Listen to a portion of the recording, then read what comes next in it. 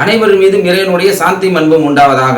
ஒரு நாட்டினுடைய பிரதமர் எதை பேசணும், எதை பேசக்கூடாது, எவ்வளோ மோசமான ஒரு பேச்சை பேசியிருக்காரு, அதனுடைய உண்மை நிலவரம் என்ன அப்படிங்கிறது தான் இன்ஷா அல்லாஹ் இந்த வீடியோவில் நம்ம அறிய இருக்கிறோம். இந்த வீடியோவில் இருக்க தகவலை நமது உடன்பிறவா இந்து மத சகோதரர்கள், கிறிஸ்துவ நண்பர்கள், இப்படி எல்லாத்துக்கும் கொண்டு போய் சேர்க்க வேண்டிய ஒரு முக்கியமான பொறுப்பு இருக்குது. ஏன்னா அப்பட்டமாக நம்ம நாட்டினுடைய பிரதமர் மிக மோசமான பொய்களை பேசியிருக்காரு. இந்த பொய் எப்படின்னா வன்மமான பொய்.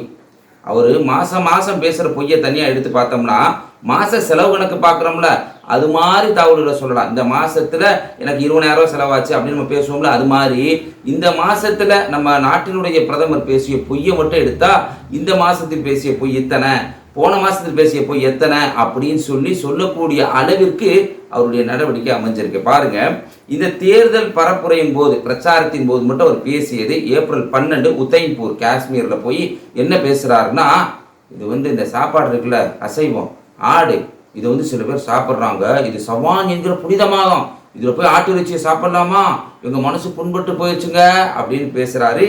இது யாரெல்லாம் அசைவ உணவு சாப்பிட்றாங்களோ, அந்த மாமிச உணவு சாப்பிட்றாங்களோ, என்வி சாப்பிட்றாங்களோ, அவருக்கு எதிராக தொடுக்கப்பட்ட பொய் பிரச்சாரத்தின் அல்லது வன்ம பிரச்சாரத்தினுடைய ஒரு தாக்கம். இதை அடுத்து என்ன பண்ணுறாருன்னு சொன்னால், கடந்த ஞாயிற்றுக்கிழமை பன்சாராவில், ராஜஸ்தானில் உள்ள பன்சாராவில் போய் ஒரு பேச்சு பேசுகிறார். என்ன பேச்சுன்னா, காங்கிரஸ் ஒரு திட்டத்தை கொண்டு வந்திருக்காங்க தேர்தல் அறிக்கையில்.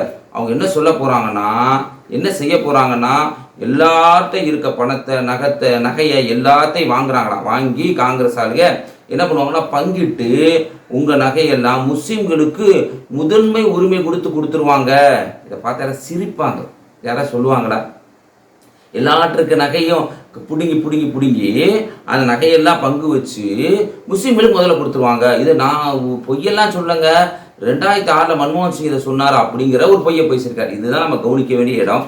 2006 மன்மோகன் சிங் பேசினார். அவர் என்ன பேசினார்னா, நீர்வளத்துறை, நீர்ப்பாசனம், வளர்ச்சி திட்டங்கள், இதெல்லாம் எஸ்சி எஸ்டி சிறுபான்மை மக்கள் மற்றும் முஸ்லீம்களுக்கு முன்னுரிமை கொடுக்கணும். எப்படி முன்னுரிமை கொடுக்கணும்? சமமான முன்னுரிமை கொடுக்கணும்.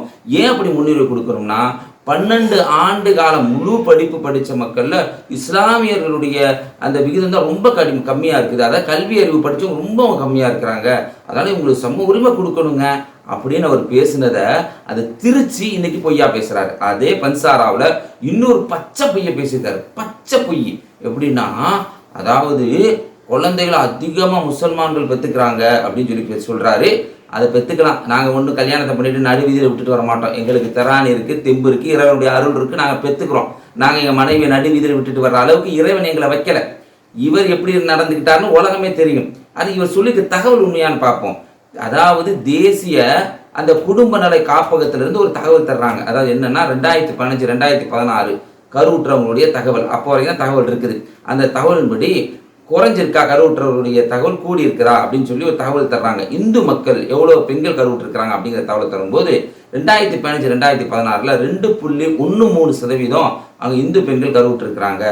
அது 2016-17 எடுத்து பார்க்கும்போது அது எப்படி குறைஞ்சிருக்குன்னா 1.92 அளவுக்கு குறைஞ்சிருச்சு.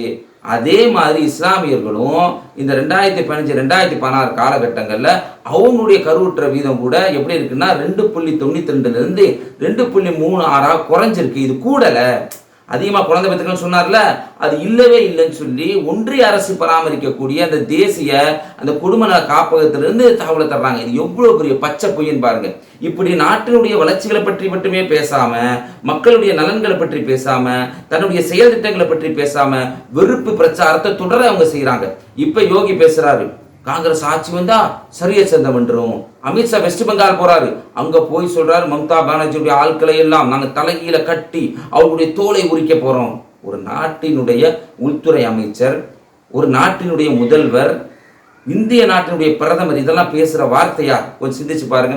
இது மட்டும் இல்லாம இப்படி இவங்க பேசுற விளைவு, இவங்க கிட்ட இருக்கக்கூடிய ஆள்கள் எல்லாம் பக்குவம் அடையாதவர்களும் அதே மாதிரி ஒழுக்கமற்றவர்களா இருக்கிறாங்க. இதற்கு நிறைய உதாரணம் சொல்றான். பொய், இவங்க இந்த மக்களை பத்தி கண்டுக்கலைங்க, மக்களுக்கு என்ன செய்யணுங்கிறத பத்தி இவங்களுக்கு ஆர்வம் இல்லை. அப்புறம் கூட இருக்க தலைமை எப்படி அது மாதிரி தொண்டை இருப்பான். அவங்க செஞ்சிருக்கக்கூடிய கைமத்தனமான வேலையை பாருங்க. அதாவது குல்புஷன் ஒருத்தவர் யூபியில் இந்த ரோட் ஷோ, இங்கே ரோட் ஷோ சீன் போட்டு ஒன்றுமே இல்லாமல் பல்ப் வாங்கிட்டு போனாங்கல்ல, அங்கே ஒரு ரோட் ஷோ நடந்திருக்கு. அது குல்புஷங்கிற ஒரு தொழில் செய்யக்கூடிய ஒருத்தவர் கடைந்து வேடிக்கை பார்த்துட்டு இருக்கார். அவர் பக்கத்தில் போய் ஜெய் ஸ்ரீராம் சொல்ல அப்படின்னு இருக்காங்க.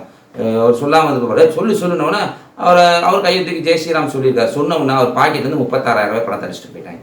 யாரு? தேர்தல் பிரச்சாரம் நடந்தது.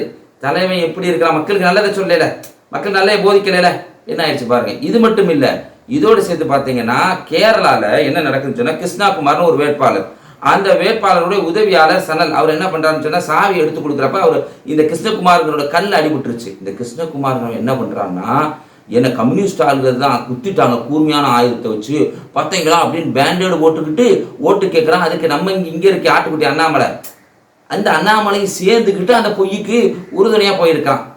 இதை இன்னைக்கு அந்த அரசாங்கம் கண்டுபிடிச்சி அவங்க மேலே கேஸ் போட்டிருக்கிறாங்க. இப்படிப்பட்ட பொய் பிரச்சாரத்தை மக்களுக்கு செய்யக்கூடிய அளவிற்கு மாறி போன காரணம் என்னன்னா, தலைவர்கள், அவங்களுடைய தலைவர்கள் அப்படி செய்கிறாங்க.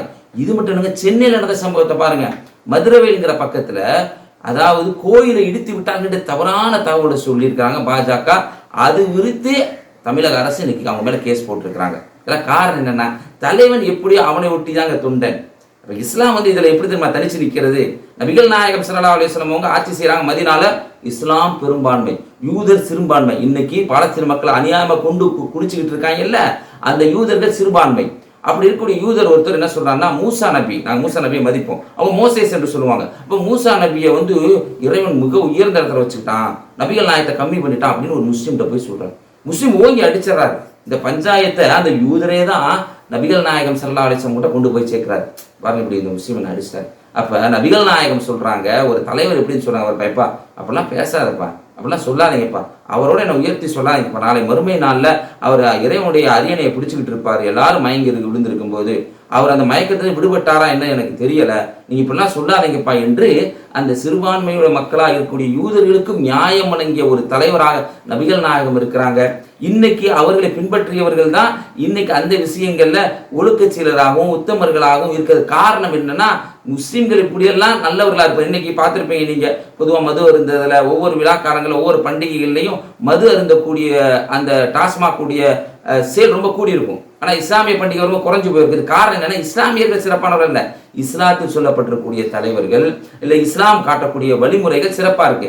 இஸ்லாத்தினுடைய தலைவராக இறுதி தூதராக இருக்கக்கூடிய நபிகள் நாயகம் ஸல்லல்லாஹு அலைஹி வஸல்லம் அவங்க இப்படிப்பட்ட ஒரு வழிமுறையை, அழகான ஒரு விஷயத்தை, மக்கள் மத்தியில் அன்பை பரப்புறத, நீதியை நிலைநாட்டுறத, சம உரிமையை பற்றி பேசுனாலதான் இஸ்லாம் இப்படி உயர்ந்திருக்கிறது. இது போன்ற தீய தலைவர்களுடைய அந்த கொடூரமான பேச்சுக்களை மக்கள் மத்தியில் நம்ம முகம் உரித்து காட்ட வேண்டிய அல்லது தோல் உரித்து காட்ட வேண்டிய இடத்தில் இருக்கிறோம் என்பதை புரிந்த நண்பர்கள் இது போன்ற செய்திகளை இன்னும் மக்களுக்கு எடுத்து சொல்லுங்க. இது போன்ற செய்தி அறிந்து கொள்வதற்காக மறுபக்கம் என்கிற இந்த சேனலை சப்ஸ்கிரைப் செய்யுங்க, லைக் செய்யுங்க, அதிகமான நபருக்கு ஷேர் செய்யுங்க. அஸ்ஸலாமு அலைக்கும்.